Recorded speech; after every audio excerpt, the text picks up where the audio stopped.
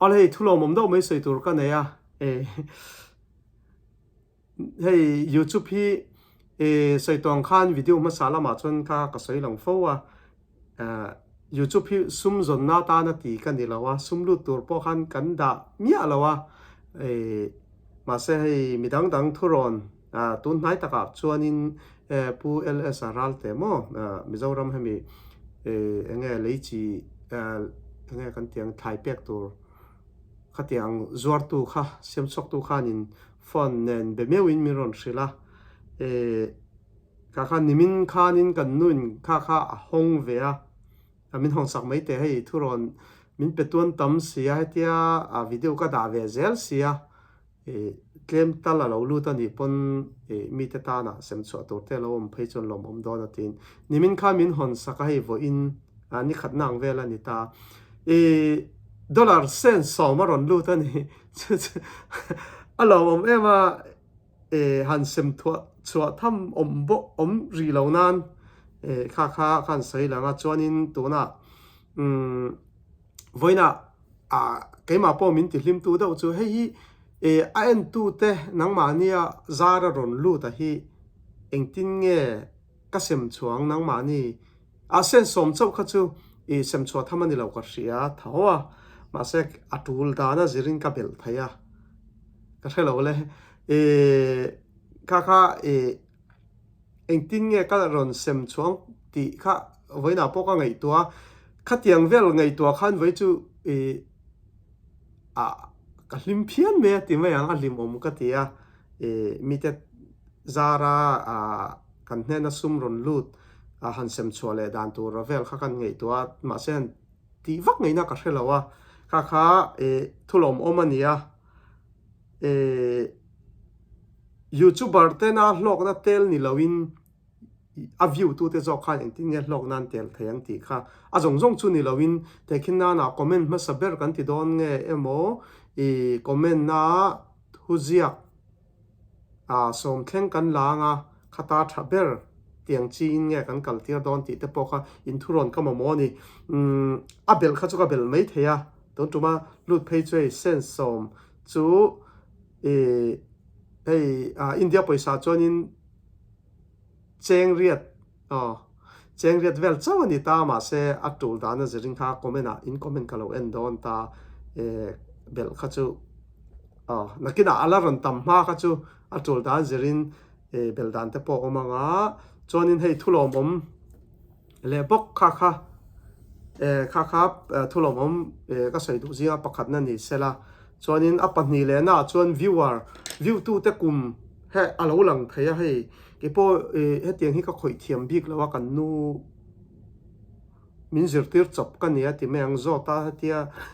ma na min hril chop kan nia choi ka sampo hi kan nu min me ni hi taka hei tun ai am be ta heng lai thei vi lai kha tia tan chuma aron trâu về lại to ni kan hung kar khan min me saka chu nga soi long loka eng mai ke ma pon ko khoi thiam lai tun nai ka in zir chawa ka en thiam về chau zela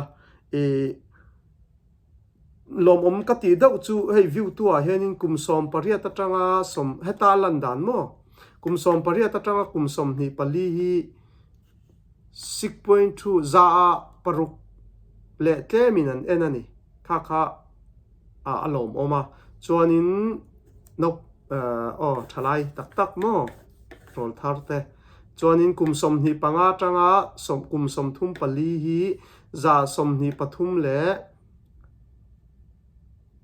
parukin an enani ti khanin afia dawang ai mizo tong te po hi kan bahla le zuala number te poi ka chiar mong cha ka chiar lo phei chuanin tu lo dau hian a chuak thina mizo tong hetia ni tin va soi rengang chi kan ni lo na hei kha chu min hre thiam tura kan nga ya azir te po tun nai kan zir travel ani a chan choi ramda kan omna ringot po hi kum som panga chuang to mizo te chu han in mu khom thin mai la kha kan sei long lok ani tong hi bahla ol khop mai kum som chuang namdang karan khosaka han om tak ki chuanin mi thian mureng ma se lam sual kha thene ti kha kan in thup moi ve deu hlekani chuanin kum som thum panga ta kum som li pali hi za som ni pariat le pasari in an enani chuanin kum som li panga tanga nga li hi za som ni le pakhatin an enani chuanin kum som nga panga hi atanga somruk pali inkar kum mo kha khanin za som thum som pathum le pakuai hian an enani chu kum somruk panga chung lam hi za pasari le pali in an enani kha kalam dik vekem o ka number zia po hi ka ziak venan tonga kha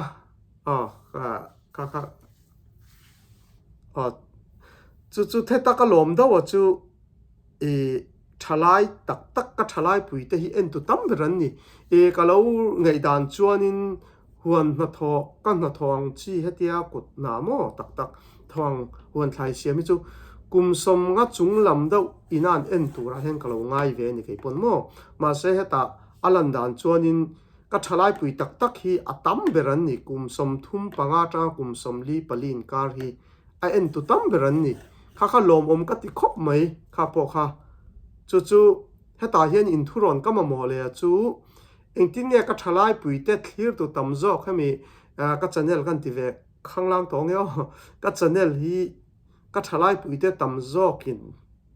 a clear tu tam zo hi ka thalai pui te nia engtin nge ni ta na hianin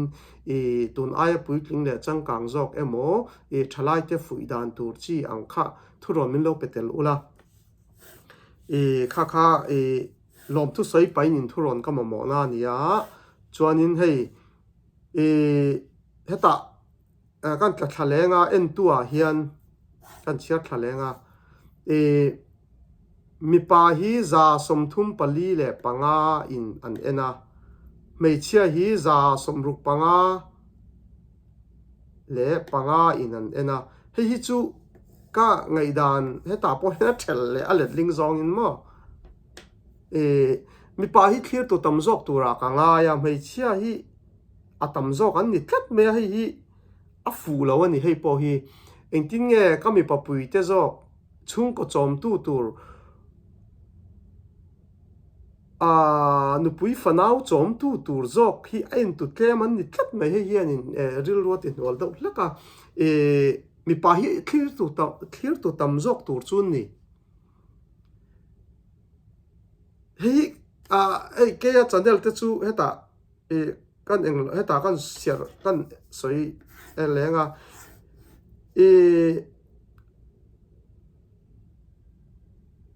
English si chu 0.2% chawin an enani sa point mo alam por don cholo ni chu an va met sol palvel mai mai ni do na a clear to tam zok hi ke mani mi zo le zo na thak te hi an ni do an ti hi chiang sa ni ma se ta lang le chu ril tu tin wal tu chu mi pa hi atlem zok an ni tlat hei a thalo ni engtin nge ka mi popui te chung ko chom tu tur zok nghe nia mei chia hian chung kwan chom zok em mi niang abi kin heta kan le do nga chumi ngai dan kan nei zel na chan kha a clear to tamber hi India Mizoram in ni me lamo hai vai ho chon clear don lawa Mizoram kan ti mai nge India Mizoram a thakila angin han soital Mizoram atanga ron clear to hi za somriat pasari le panga percent in an cleara chuan USA tang hianin za pahni le pahni in an cleara chuan Myanmar tang hian bial pali percent in an cleara chu Mizoram kan tinga Mizoram atanga clear tu hi tamberin ni ta za somriat pasari le panga in an cleara chu ti han chu chuanin kathil soya an kal do em ka thalawa heta ka mi pa clear tu an claim lu tu a claim zo kan ni tla ta hi kut na tho ni si mi pa claim zo ka hi hian in ril ru ati enge ati nual daw ani hei mi pa hi chung ko chom tu kan nia a kan dam tha ni chom mo ma mai che ka va soi niam na ni mi alo ta mi pai na kan tluk lo mai chero pui tam tak chun e kan chiar seng lo mo e tam tak chu ma se abi king ke ni mi zawa chuan mi pa hi chung ko chom tu zok tur ni anga lang si hi kun na tho hi en tu tlem zok an ni tlat hei eng tin nge ka mi pui te i kun ta thok tura ka fui thiam ang ti kha thuron min pe ka ma mole don boka chuan e apoi mo ni kha poi mo ka ti khop mai chia mi zo mai chia te kun na thok tam zok an ni ti na em mi i pa ta hian engen ti ta kun na thok mo hei mi zo ram ta chu a tam zok hi kun na thok a e zong ania an in nia chu wang chuan in mai chia cho mi pa hian in kun na thok lam pang chu en tu tam zok om takin ni nge nia naw om pa tv lo en tu an tanga e en tuan tam nge ni do ni us a chuan phone kan nei thawnia kan phone kan en dan ang kha lang khan ngai dan kha ka lo nei pon ni thei tho e naw om pa tv en in ngak pa tv lo en zok te ni phe chon thulo mom thawani hei hi e ni a ril ruwan nual vak po kha adik thei lo na lai om ve thawani mi pa lo lama nan thoka tv ten en man lo wa phone ten en man lo te ni chon thulo mom zok ani mo kha chuanin subscriber tu ni lo hi le tong hriat lo mo eng nge ti hriat lo hi za som kwa pakwa le pariat hianin an enani chuanin cheitong khanin e sap english kan tiang choi hianin bial panni percent chawin an ena hi chu an va me sual ve pal vel ani ke video te chu mi zo tong te chu khoya ma khanin an en va me sual vela ka ngai chuanin subscriber tu ni mi alo hi za somriat paruk e le pakwai an ena chuan subscriber tu hi en tu hian claim do ni mo ka khelawa za som pathum le pakhat percent en ani chu ania e hei ka thalai pui thei ka ngai poi mo khop mai en tu tam zok hi en tu tam ber hi kumsom thum panga tanga kumsom li palin kar hi en tu tam ber an ni chuanin adota khan kumsom ni panga atanga kumsom thum pali kha en tu tam ber dot an ni ta chuanin apathum na kha kumsom li panga tang kumsom nga pali kha en tu tam ber pathum na ni ta an kum zong in chungte chuania hei hi min ti phur tu chu ma se ke ma chon idea kha ka va nei thiam vek lowa nangmani in comment kha ka ron en don ta ka thalai pui te en tu tam berin ni kha lo bom ka ti khop mai hi ke mai na ka ngai dan kha chuan soi tongin kum som ngan nuai lam chung lam ti turami kum som nga chung lam mo kum som nga aya upa hoina kun na tho hian en tura kan ngai da ngota lo ni lo na sa ni hi ti kha ai alang reng mea thalai pui te fui dan tur hemian en nom ti zong ang tur emo an thet thiam dan tur emo an tang kai pui thei dan tur ang thuron khamiron pe kha ka mo ni mo chung ta chu ei tun aron tilanga chuanin paisa kha chu tuna hianin sen som chia alu ta ni india paisa chuanin cheng riat vel chawani ma se atul dana zerin ka bel thaya ni keima paisa jok sengin mo chan chu youtuber ta jok in paisa lak lu ni loin nangmania zara ron lu ta kha sem chwa dan tu ra kha engtin nge nyang comment ma saber kan ti don nge nia comment som chin chau kan enanga ma salam chuan thu tha comment na ziak tu te khoi zo nge thang ti kha ngei dan khamin lo nei sak chuanin kan kha tha min ti tlan pui ani chuan hemi usa hi chuan tel lawang poisa dong thaya khana chan chu kan phone te kan internet line te thata wangin tuna kan lo YouTube kan lo da chia second ni thuma khana ni chuanin an engal thei zela heta internet line te thata wangin mo phone te kan mitin in phone tha tak tak kan nei dok vekai ti mayang puitling chin chuan an nei veka an du le du lo in ania kha kha chu chuti khop chuan in phone thana khai ta chuan all sama wangin USA te kan tel lawang in Mizoram le India Mizoram kan ka soisol India ni ro se India chunga kan mizo puite mun tina omte le Myanmar kan mizo te ta na big chau he mi sem chu chung chang hi chu kan tianga chuanin tuna hei lokin sumzon na ta na ka ta na chang kai lo a trong chapawa min lo ai palang ti ka hlawa ril ru te po hemi dollar som ni som thum za ni ti vel kha chu kai ni ta na side income po tling phalo mo kha chu ya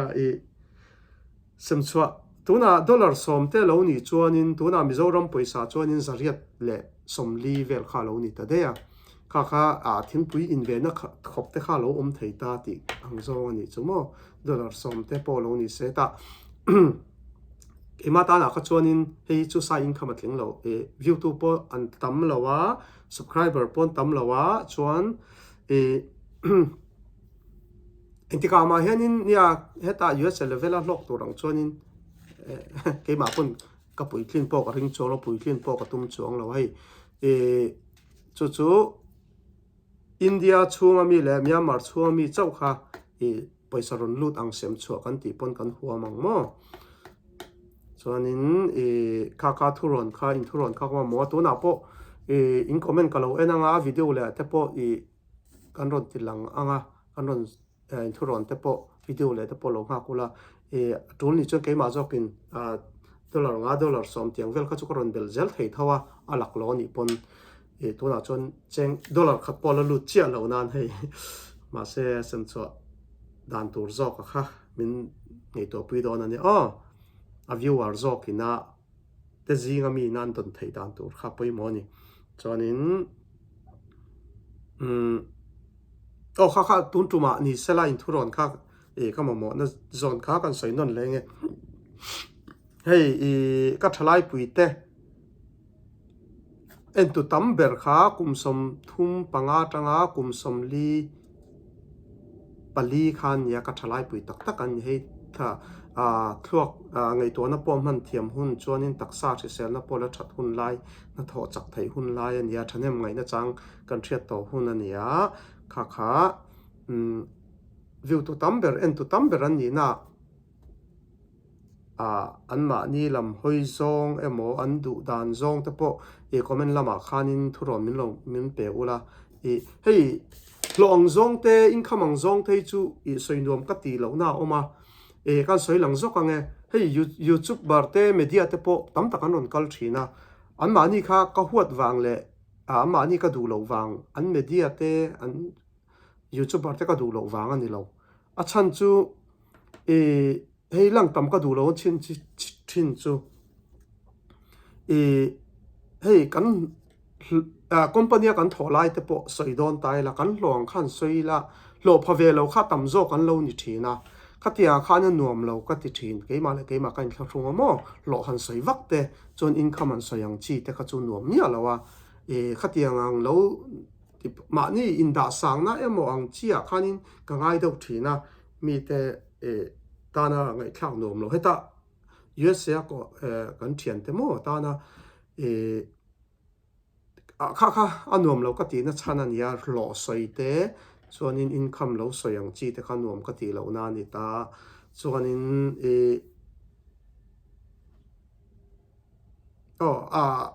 hanin lak chang tu viawang chi te milar ni te kha nu thil nuam ani lo hei lar te po thil nuam ani lo group ka soi fo wa use pain ka soem ka thela wa antik nge ka thela kha khor in ka fakala rei ve to mo mi khol hoin thla min lak pui do sup upa min muan tuma kum som nga chung lam kum som ruk in kar vela min muan tuma kampin ka chun lo thre ve thina hon siam kan mi zo pa ti te kha khatia te kha andrin anfa te po kalau rual phalawa andrin ai kalau no pangkha min le lomani upadaw min mon tu mano pangte baka achak nok chi mo tiang te kan lo ni nen khorina po thuman lein thlamian lak pui le kha a nuam ka tilawa ka hole de ni ka tiang te kha ka tonga lar po hi nuam viau lo lo lar hi tum vak tur po ni lo lar lo tang hi tum jok tur ni chu nia khor in kal tume kale ti lo khan thut po thuman lo khan ka tan hole de ni khang te ka tonga chung chu ni sela heng mani in soi emo mani han in thian ta kara ti tiang vel thei chu apoi lawa ti lo heng YouTube ang chi media ang chi hi chu khang te khanin an manian fel lo wang ni len fel lo to an vai nan thavek ma se khatia khanin mani han in soi vak khanom ti lo na ka nei ni chumo lar hi ka zo lo sa chung te chu nia